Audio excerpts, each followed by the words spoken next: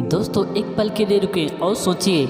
आप एक रास्ते पर चल रहे हैं जहां हर मोड़ पर एक चमकता लालच आपका इंतजार कर रहा है। वो लालच है व्यभिचार, एक ऐसा पाप जो न सिर्फ आपके शरीर को बल्कि आपके मन और आत्मा को भी जकड़ लेता है। आज की दुनिया में जहाँ हर स्क्रीन, हर मैसेज, हर नज़र आपको भटका सकती है, हम अपने दिल को कैसे साफ रखें? जवाब छिपा है बाइबल में, ईश्वर के वचन में, जो हजारों साल पुराना है लेकिन आज भी हमें सच्चाई का रास्ता दिखाता है। मैं हूँ आशीष कुमार मसीह और आज हम एक यात्रा पर निकल रहे हैं जो आपके दिल को छू लेगी, आपके मन को जागृत करेगी और आपकी आत्मा को नई दिशा देगी।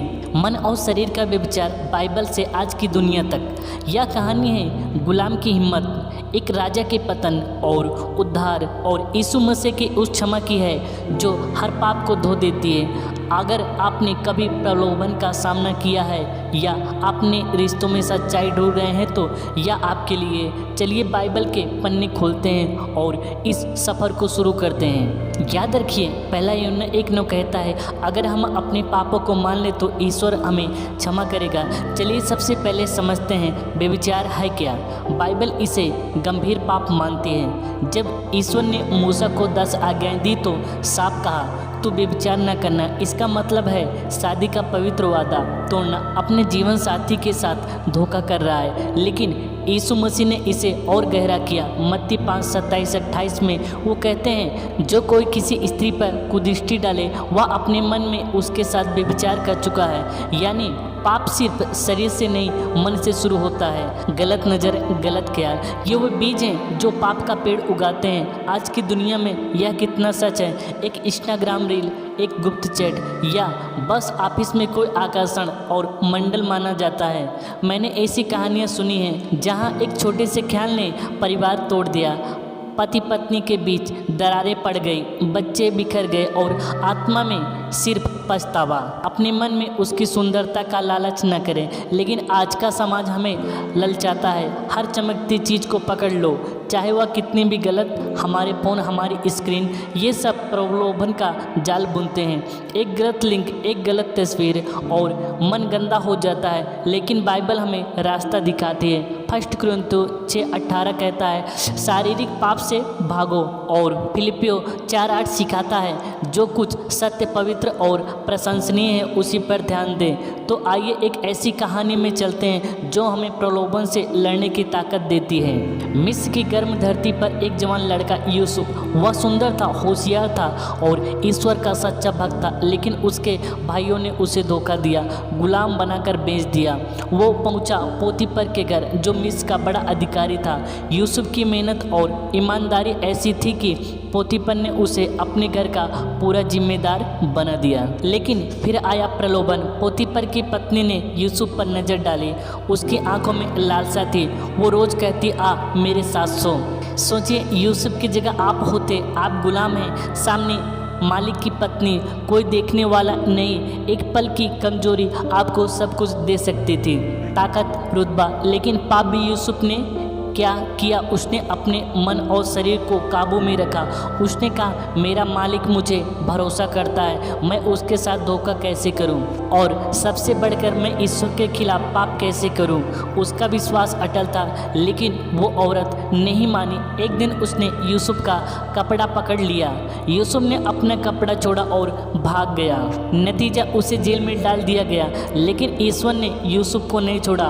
उसने उसे जेल से निकाला और मिस्र का दूसरा सबसे ताकतवर आदमी बनाया, क्योंकि यूसुफ ने अपने मन और शरीर को पवित्र रखा। आज की दुनिया में यूसुफ की कहानी हमें सिखाती है, जब आप फ़ोन पर गलत चीज़ें देखते हैं या कोई आपको गलत रास्ते पर ले जाता है तो यूसुफ की तरह भागें। 2 तीमुथियुस 2:22 कहता है कि अभिलाषाओं से भाग और शुद्ध हृदय से धार्मिकता का पीछा करना। अब चलिए एक ऐसी कहानी में जहां एक राजा प्रलोभन में गिर गया। दाऊद इजराइल का वो राजा था जिसने गोलियत को हराया, जिसे ईश्वर ने मेरे मन का इंसान कहा, लेकिन वो भी इंसान था। एक शाम जब उसकी सेना युद्ध में थी, दाऊद अपने महल की छत पर टहल रहा था। उसने देखा कि खूबसूरत औरत बत्शेबा नहा रही थी। वो उरिया की पत्नी थी, लेकिन दाऊद ने अपने मन को नहीं रोका। एक नज़र गलत ख्याल में बदला और वह ख्याल पाप में। तब उसने दूध भेजकर बतशेबा को बुलाया और उसके साथ व्यभिचार किया। यह बात मन से शुरू हुआ। बाद में बतशेबा गर्भवती हो गई। दाऊद ने बात छिपाने की कोशिश की। उसने ऊरिया को बुलाया ताकि वह अपनी पत्नी के साथ रहे और पाप छिप जाए, लेकिन ऊरिया ने मना कर दिया। दाऊद और नीचे गिरा। उसने ऊरिया को युद्ध में मरवा दिया। एक गलत ख्याल ने न सिर्फ व्यभिचार को जन्म दिया बल्कि हत्या तक ले गया, लेकिन ईश्वर सब देख रहा था। तब यहोवा ने नबी नातान को दाऊद के पास भेजा। नबी नातान ने दाऊद को एक कहानी सुनाई। एक अमीर गरीब की इकलौती भेड़ चुराई। दाऊद गुस्से में बोला, ऐसा आदमी सजा का हकदार है। नबी नातान ने कहा, वो तू है। दाऊद का दिल टूट गया। उसने रोते हुए कहा, मैंने ईश्वर के खिलाफ पाप किया।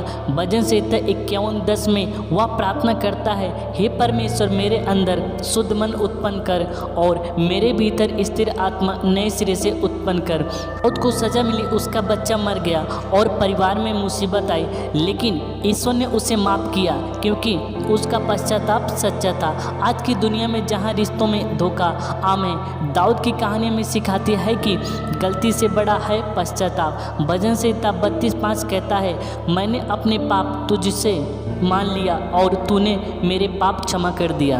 अब नए नियम में चलते हैं। यीशु मंदिर में पढ़ा रहे थे। अचानक फरीसी एक औरत को घसीट कर लाए जो व्यभिचार में पकड़ी गई थी। वो चिल्लाए, मूसा के कानून में इसे पत्थर मारना है, तो क्या कहता? यूहन्ना 8:3-5 में यह जाल था यीशु मसीह को फंसाने का, लेकिन यीशु शांत रहे, झुके जमीन पर उंगली से कुछ लिखने लगे।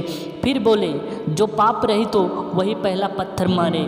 तब एक एक करके सब चले गए क्योंकि सभी के मन में कोई न कोई पाप था। यीशु ने कहा, कहाँ गए वो? किसी ने तुझे दोषी नहीं ठहराया?